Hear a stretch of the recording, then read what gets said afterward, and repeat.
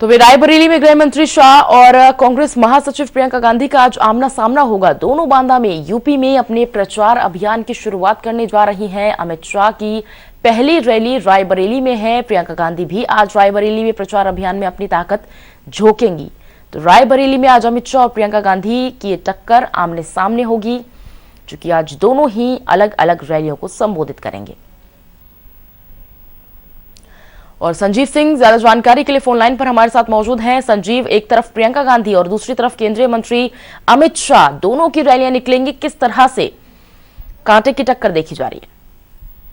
बिल्कुल, ये कहा जा सकता है कि रायबरेली कांग्रेस का गढ़ भी रहा है और अब इसी गढ़ में जो है छेद करने के लिए, यानी कि जो सीटों पर कब्जा करने की बात कही जाए, उसे कब्जा करने के लिए भारतीय जनता पार्टी लगातार जो है प्रयासरत है। और इसी कड़ी में ये कहा जा सकता है कि जो भारतीय जनता पार्टी के जो स्टार प्रचारक है, चाहे वो मुख्यमंत्री योगी आदित्यनाथ की बात कही जा सकती है, केंद्रीय गृह मंत्री अमित शाह की बात कही जा सकती है, और राष्ट्रीय अध्यक्ष भारतीय जनता पार्टी के जेपी नड्डा की, या फिर प्रदेश सदस्य स्वतंत्र देव सिंह के, इसके अलावा जो है अगर रक्षा मंत्री राजनाथ सिंह की बात की जाए तो सभी लोग जो है उत्तर प्रदेश में हैं। और इनके प्रदेश के कई ऐसे जिले हैं जहां पर कि चौथे चरण में जहां मतदान होने वाला है, उन जिलों में जो है लगातार तबातोड़ जो है एक के बाद एक रैलियां हैं। अगर उत्तर प्रदेश के मुख्यमंत्री योगी आदित्यनाथ की बात की जाए तो उनकी पीलीभीत में 2 जनसभाएं हैं और सीतापुर में 3 जनसभाएं। उसके बाद देर शाम जो है लखनऊ में भी वो सभा को संबोधित करेंगे। इसके अलावा आगे अमित शाह की बात की जाए तो उनका बांदा में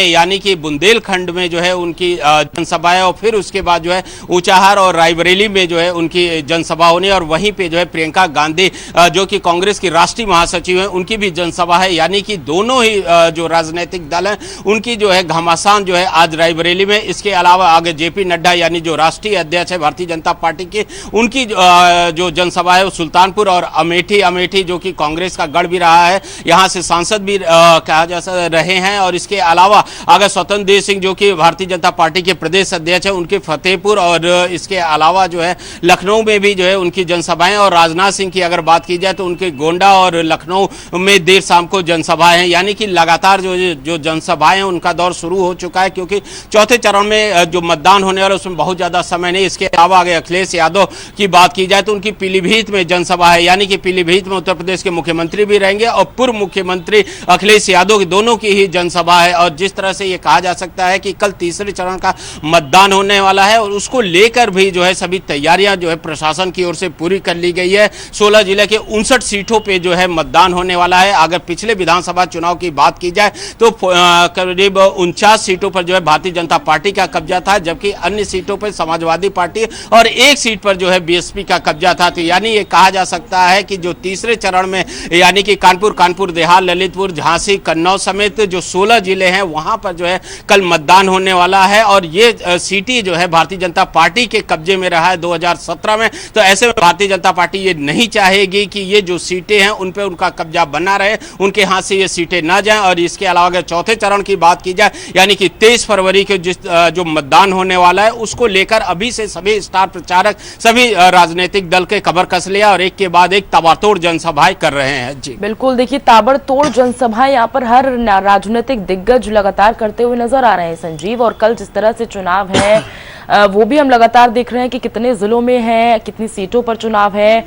आज अगर हम रायबरेली की बात कर रहे हैं तो 2 बड़े दिग्गज, एक तरफ केंद्रीय गृह मंत्री अमित शाह, दूसरी तरफ महासचिव प्रियंका गांधी वाड्रा, दोनों आमने सामने टक्कर की ये रैली मानी जा रही है।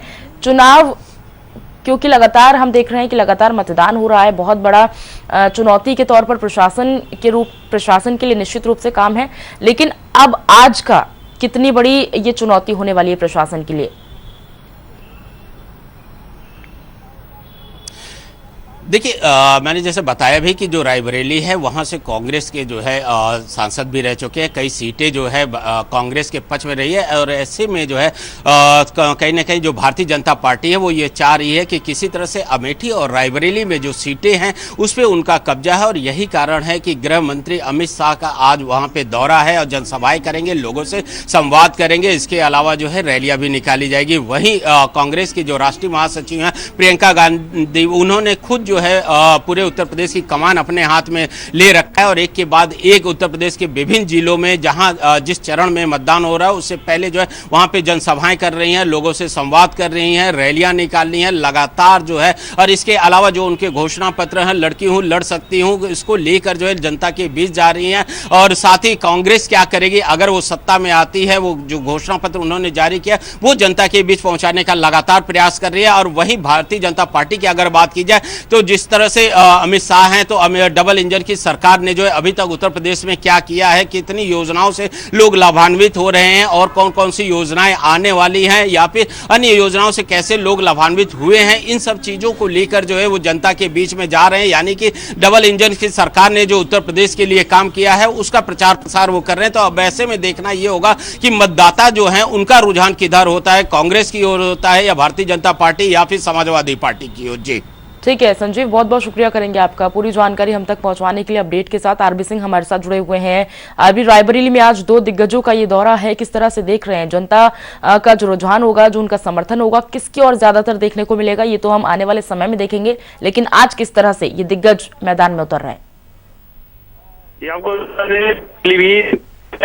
दो जनसभा है, एक तो योगी आदित्यनाथ जी आ रहे हैं। योगी आदित्यनाथ जी पीलीभीत की पूरनपुर विधानसभा जो सुरक्षित विधानसभा है वहां पर आ रहे हैं, दूसरी जो है विधानसभा वहां पर आ रहे हैं। तो वही आज ही एक पीलीभीत सदर विधानसभा में उनकी भी जनसभा है। तो दोनों लोगों की जनसभाएं आज पीलीभीत में हैं, समाजवादी पार्टी के राष्ट्रीय अध्यक्ष अखिलेश यादव की और मुख्यमंत्री योगी आदित्यनाथ की। अगर हम